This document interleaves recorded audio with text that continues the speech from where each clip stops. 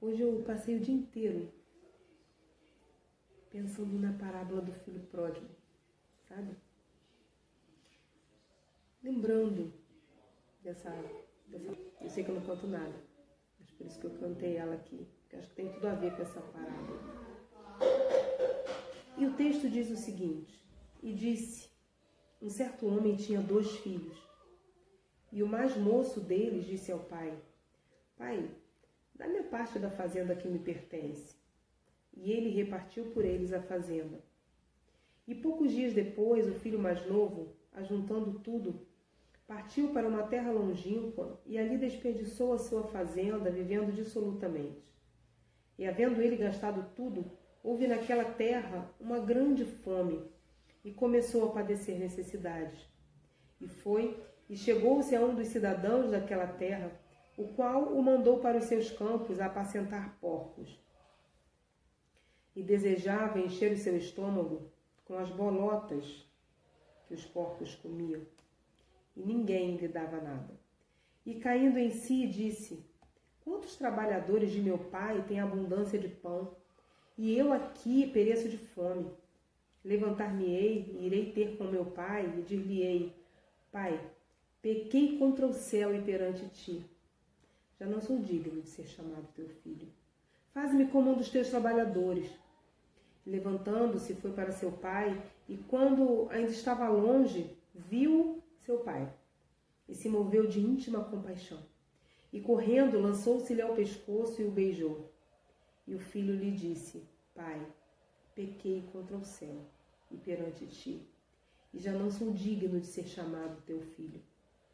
Mas o pai disse aos seus servos: Trazei depressa a melhor roupa e vestilho, e ponde-lhe um anel na mão e sandálias nos pés. E trazei o bezerro cevado e matai-o, e comamos e alegremo-nos, porque este meu filho estava morto e reviveu. Tinha-se perdido e foi achado. E começaram a alegrar-se. Caramba! Essa passagem fala tanto da minha vida, de todas as vezes em que mesmo no seio do meu pai, mesmo ali no colo de Deus, eu me distanciei dele. E fala de muita gente essa passagem. Esse texto ele é muito claro. Ele fala de um relacionamento entre pai e filho. Ele fala de um pai que era provedor, de um pai que era rico, de um pai que era dono de tudo o que aquele filho usufruía.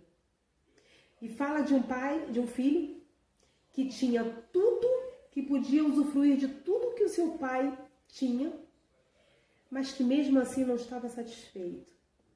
E que quis viver a própria vida, que quis pagar para ver como seria a sua vida longe daquele pai. Porque a questão não era só ter dinheiro e gastar o dinheiro, a questão era ser independente. Aquele filho não queria mais trabalhar para o seu pai, ele queria ser independente. E ele pediu ao pai. E eu acredito que o coração de pai ficou bem apertado.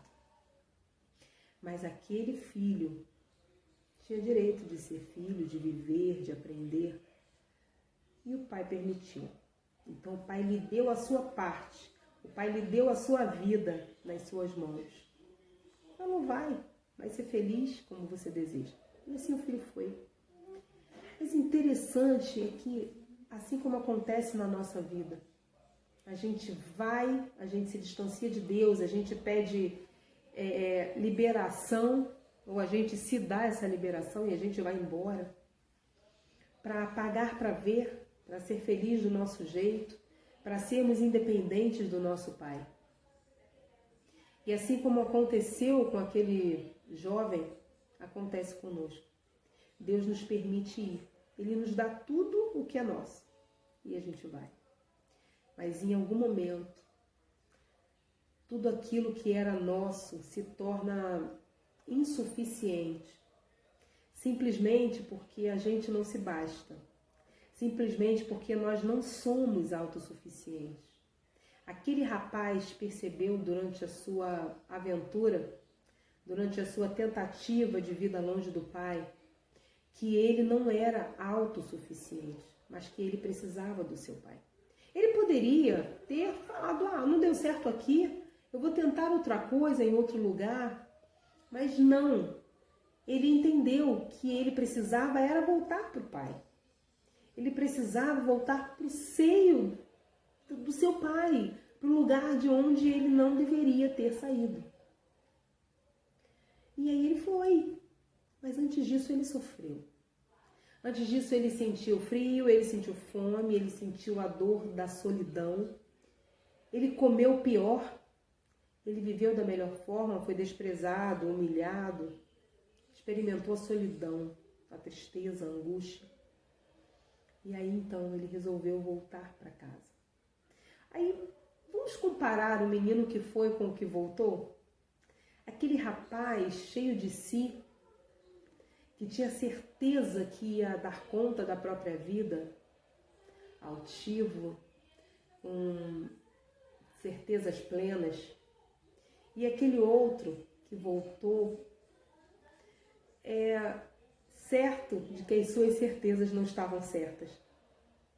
Sabe, às vezes nós fazemos assim com Deus. A gente está distante dele, a gente está longe do propósito dele para nós. E a gente vai para esse lugar distante, tão cheios da gente, tão certos de que nós estamos tomando a melhor decisão, fazendo a melhor coisa. Para que igreja? Para que congregar? Para que ter comunhão com os meus irmãos? Eu posso ser de Deus.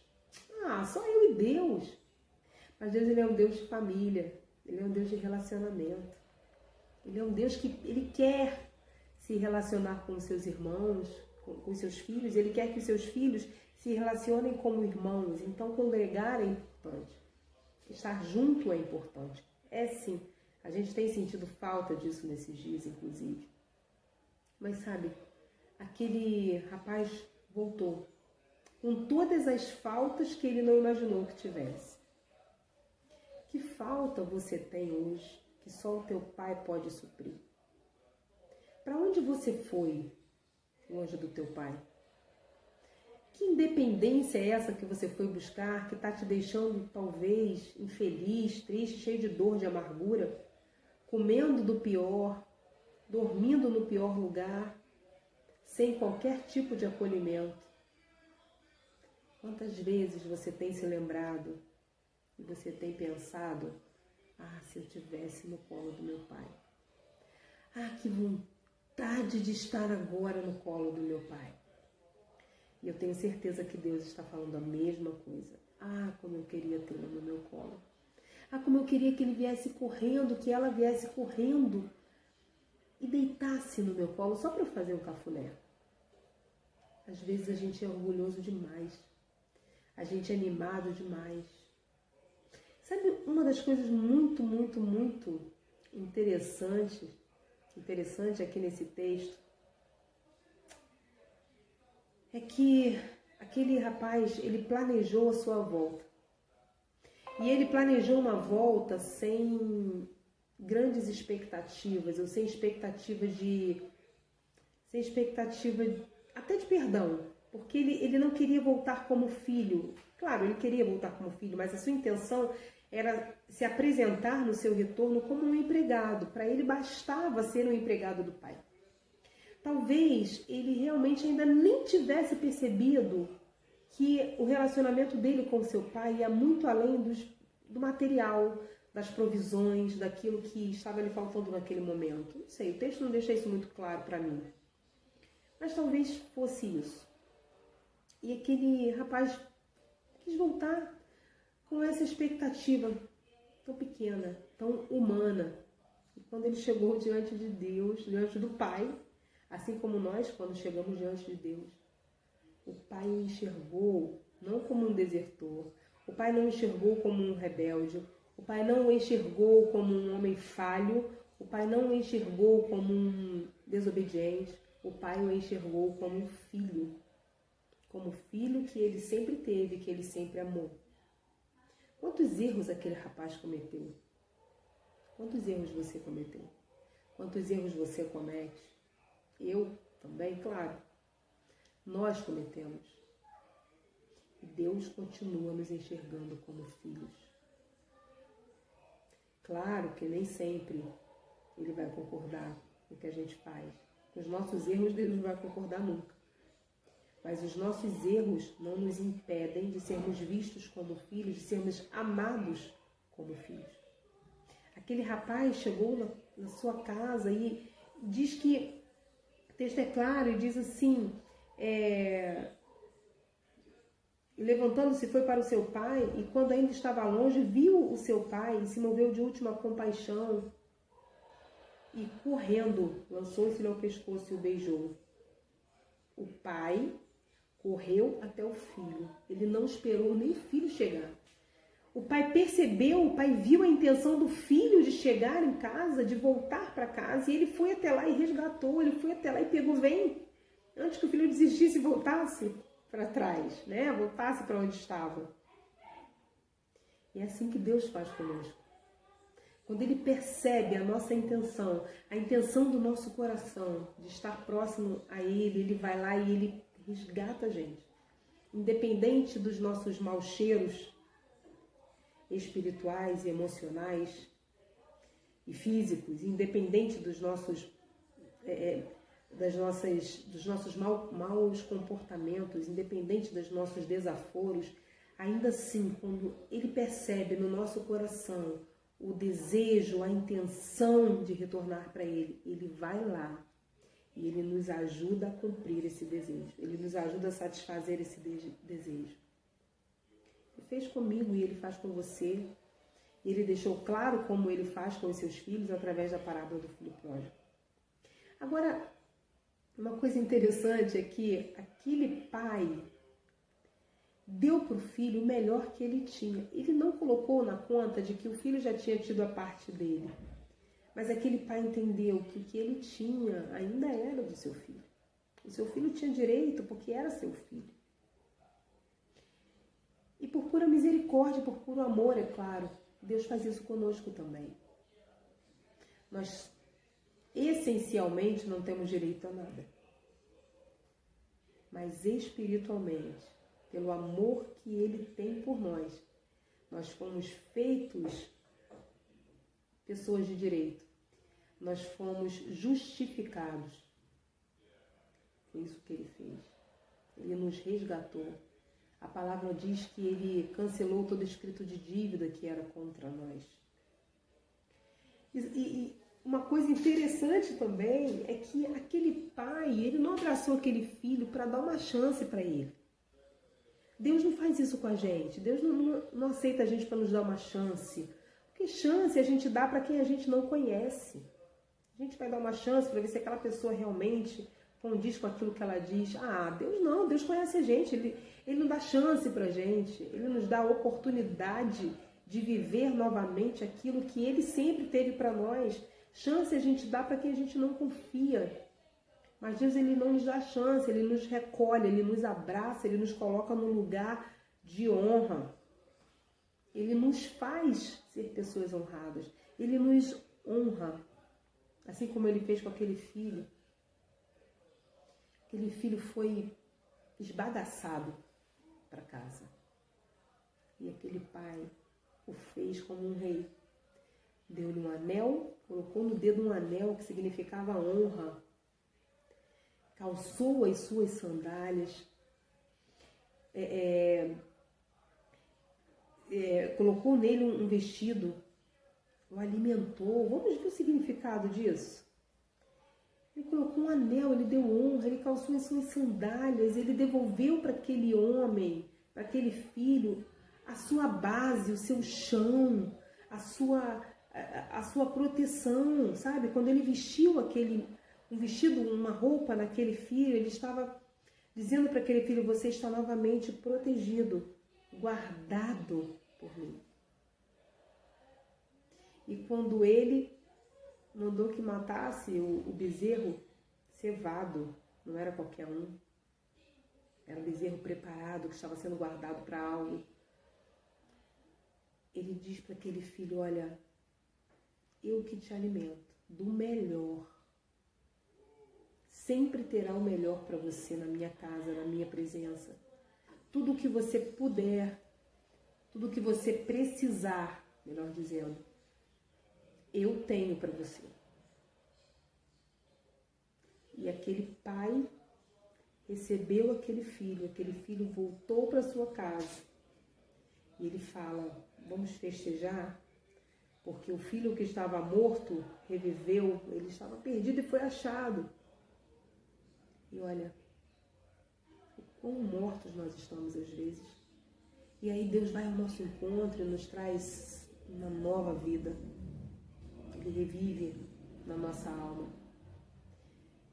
Quanto perdidos às vezes nós estamos. E aí a gente consegue entender, sabe, lendo isso aqui, aquele outro texto que diz que o amor de Deus nos constrange.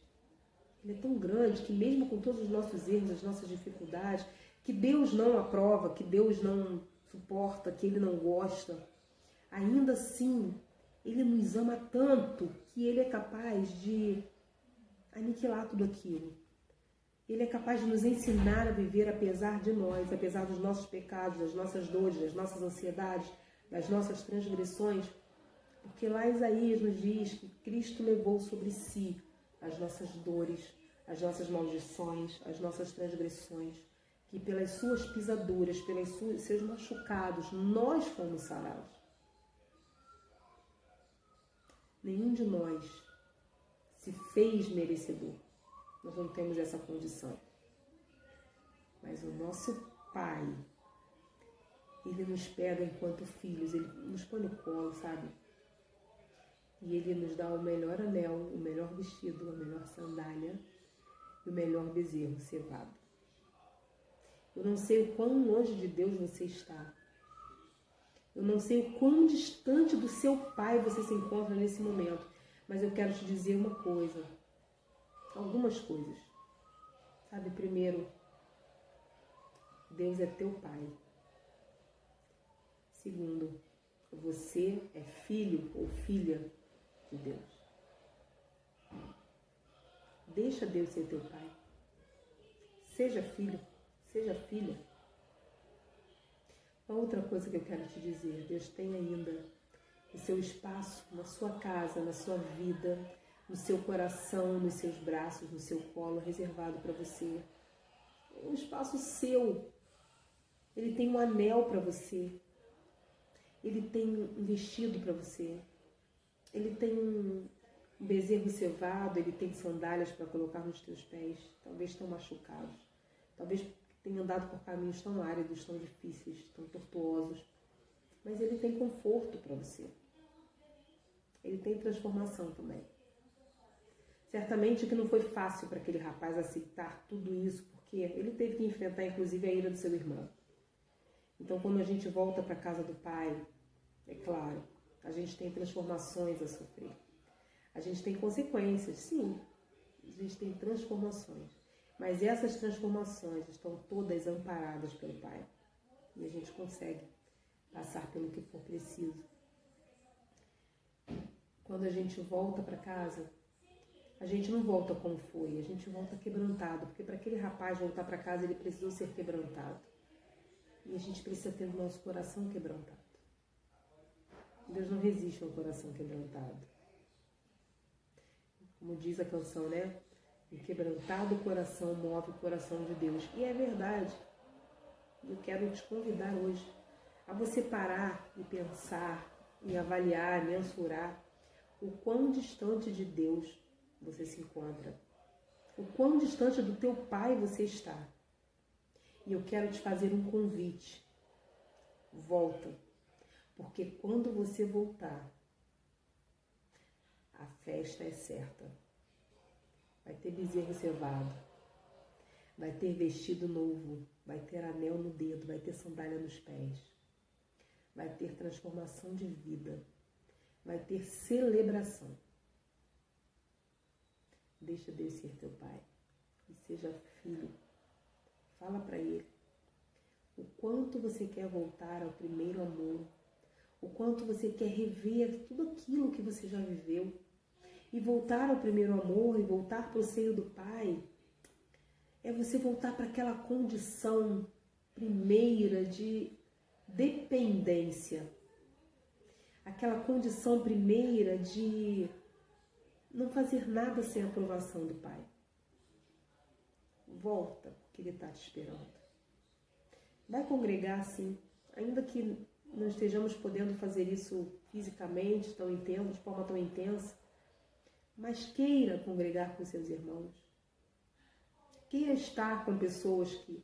E eu não estou falando de uma igreja física, daquela igreja cheia de problemas, que muita gente se afasta pelos problemas humanos que tem. Sempre terão, porque nós somos humanos e nós estamos lá. Então, estou falando de uma igreja espiritual, sabe? De pessoas que busquem isso. Pessoas que reconheçam a sua condição de distância de Deus e queiram voltar à condição de dependência de Deus.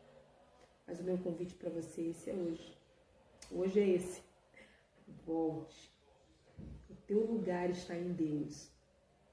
Aquilo que você procura, o vazio que você quer preencher, eu vou dizer para você, tem um buraco aí dentro que é do tamanho exato de Deus. É só Ele que preenche. É só Ele que pode preencher. E você sabe disso. Você conhece Deus, você conhece a palavra. Você sabe o quanto Ele te ama, o quanto Ele já falou com você. Vem, volta, estou aqui. Eu não sei por que você está resistindo. Eu não sei mais quanto tempo você vai precisar comer as bolotas dos porcos. Não sei quanto tempo mais você precisará viver em solidão, em tristeza, só pelo orgulho de não dar o braço a torcer para o seu Pai, que, como Deus Filho, deu a própria vida por você. O Senhor ama você. E Ele está muito ansioso por falar assim, olha,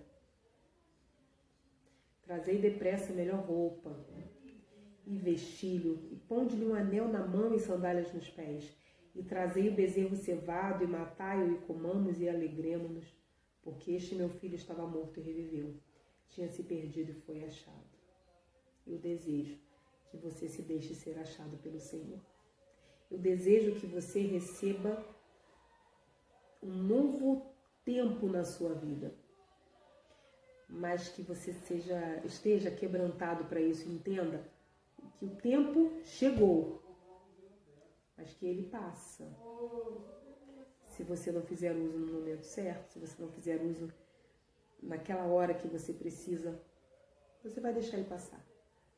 Deus continua no mesmo lugar, mas o seu momento, por coisas que acontecem na vida, se você não se der conta, ele vai passar e você vai continuar no sofrimento. Vai continuar comendo as bolotas dos porcos.